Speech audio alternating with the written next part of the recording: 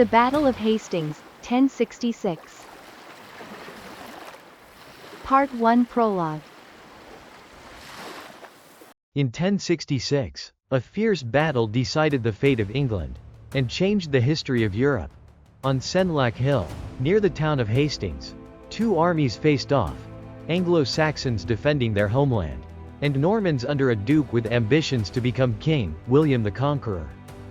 This is the story of how the battle broke out, and how a single arrow could change the fate of a dynasty.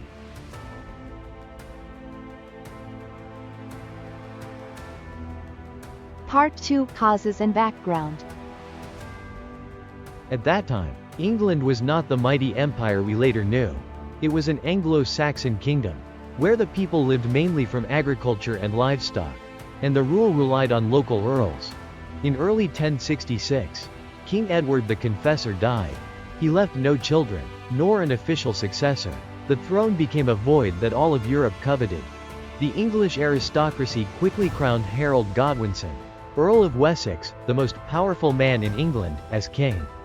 But this decision was not accepted by all.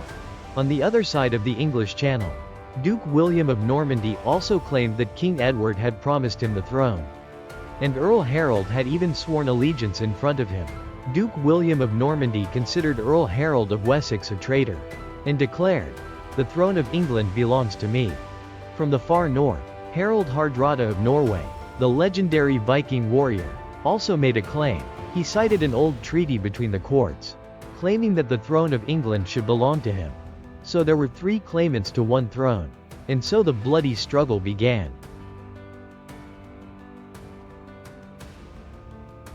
Part 3 Battle of Stamford Bridge. In September 1066, Harald Hardrada led a large Viking army to land in northern England. They carried battle axes and round shields, and were in great spirits. King Harold Godwinson did not hesitate. He led his army on a lightning-fast march of nearly 300 kilometers in just a few days, a medieval military feat, to block the Norwegian advance. At Stamford Bridge, the two armies faced each other. Initially, the Vikings had the upper hand, but the English fought back fiercely. In the melee, an arrow pierced Hardrada's throat, ending the life of the famous warrior Cain. The Viking army was defeated, and thousands of corpses covered the riverbank. The English won, but at a high price. The soldiers were tired and suffered many casualties. And at that moment, bad news arrived. Duke William had crossed the sea, leading the Norman army to land in the south. Part 4 Preparing for the Battle of Hastings. Harold was forced to turn around and march his army north to Sussex, nearly 300 kilometers further. The Anglo-Saxon soldier trudged on, not yet recovered from Stamford Bridge. Meanwhile, Duke William had prepared carefully. He had built a strong camp, abundant supplies. The Norman army was strong, disciplined, just waiting for the opportunity to fight. On October 14, 1066, that is, more than a month later, on a hill near the town of Hastings, the two armies finally faced each other. On Harold's side were about 7,000 men, mainly peasant infantry and elite bodyguards, huscarls with heavy battle axes. They took up a high position, built a thick shield wall on the top of Senlac Hill, an impregnable defense tactic. Opposite, William also had about 7,000 men, but the force was more diverse: Norman archers, iron-armored infantry, and especially cavalry, the greatest power of continental Europe. This was not only a battle for the throne, but also a clash between two different styles of warfare. Part 5 The opening of the historic battle. The trumpet sounded. Duke William ordered his archers to fire the first volley.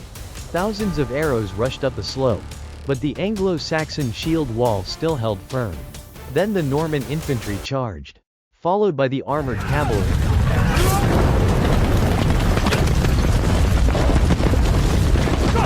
The horses neighed, hooves pounded the ground, the sound of battle resounded. But as they charged up the steep hillside, they became easy prey for the heavy axes of the English army. Many knights were killed. Blood stained the hillside. The Anglo-Saxons, from a higher position, fought back fiercely. Their shield wall was like a bronze wall. strong against every attack. Part 6 Rumors and Stratagems.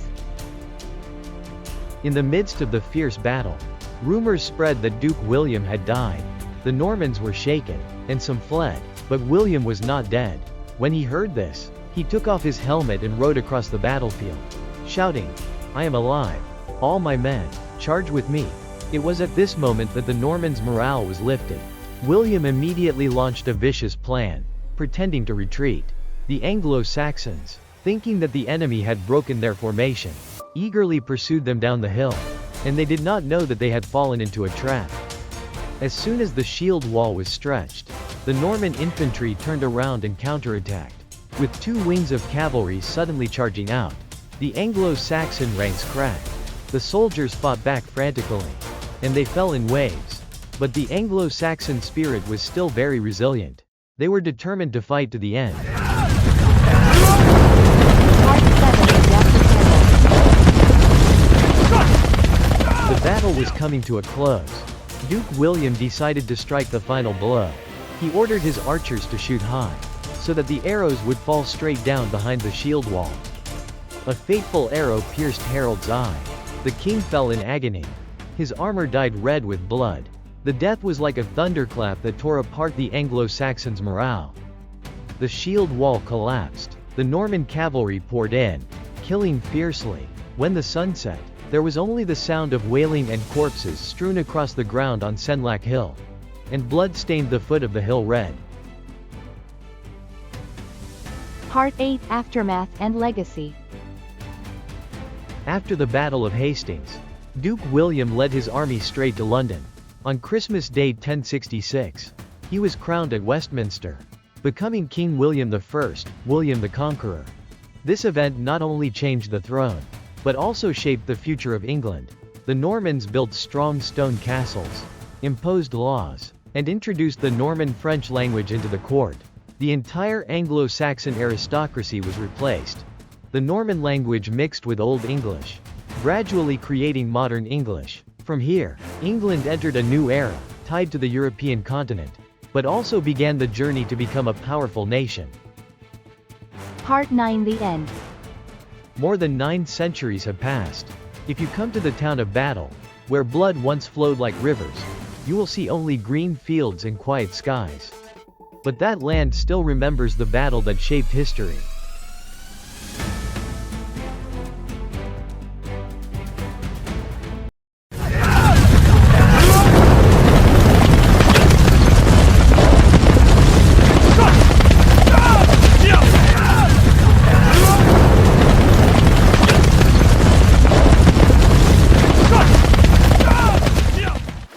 And in 1066, fate called William the Conqueror.